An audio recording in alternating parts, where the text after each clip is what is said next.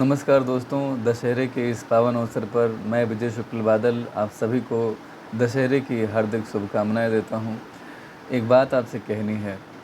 हर साल असत्य, अधर्म, बुराई का प्रतीक रावण जलाया जाता है, फिर भी बुराइयां घटने का नाम क्यों नहीं लेती। दरअसल रावण आज हमारे दिलों में बसता है, असत्य की आदत के रूप में। जो बात कहना चाहता हूँ वो सुनने जैसी है। ध्यान से सुनेंगे अगर तो निश्चित रूप से उसकी तह तक पहुँच सकेंगे।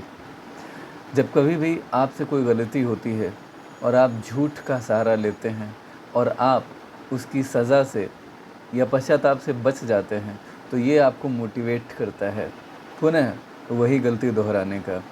कोई भी गुनाह करने के बाद उसकी सज़ा आपको वह गुनाह करने से रोकती है, हतोत्साहित करती है कि आप वह गुनाह ना करें, लेकिन झूठ आपको सज़ा से बचा करके पुनः उस गलती को करने का मौका देता है, बढ़ावा देता है। यही झूठ बोलने की आदत, यदि आपके साथ कोई व्यक्ति कुछ गलत करता है, आप घर में बिना बताए कोई कार्य करने गए थे या कोई कार्य कर रहे थे और यदि उस दौरान आपके साथ कोई अप्रिय घटना या कुछ भी ऐसा होता है जो कि गलत है, तो आप उसकी चर्चा अपने घर वालों के साथ नहीं कर पाते, क्योंकि आपने उन्हें ये बताया तक नहीं था कि आप कहाँ गए थे।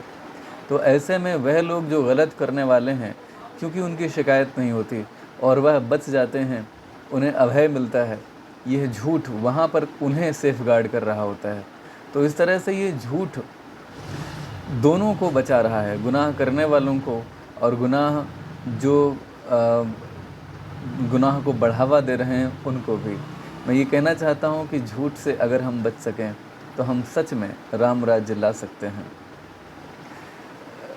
कौन सा कार्य सही है, कौन सा गलत है, इसका क्राइटेरिया अगर जानना चाहें तो बस इतना सा है कि यदि आप बड़े हैं तो कभी भी कोई कार्य करने से पहले एक बार ये सोच लें कि क्या यह कार्य आप अपने बच्चों के साथ साझा करने में शर्मिंदगी महसूस तो नहीं करेंगे।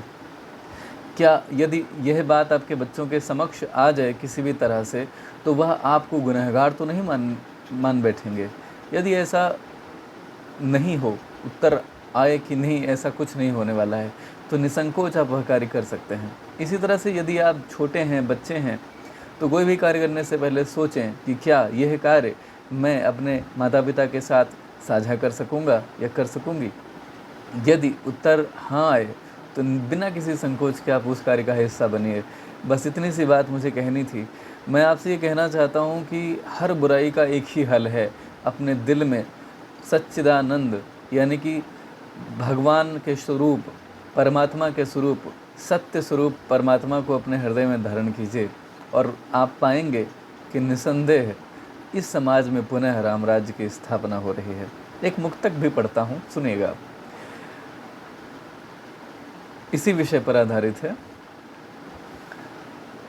बढ़ती बुराइयों का इस तरह हल निकालें, अंतस में छिपे अपने रावण को मार डालें। सच साधे झूठ छोड़े, संकल्प सिद्ध पालें। सच साधे झूठ छोड़े, संकल्प सिद्ध पालें। सच मायने में आओ हम दशहरा मना लें। सच मायने में आओ हम दशहरा मना लें। बहुत बहुत धन्यवाद। Happy Dussehra to all of you.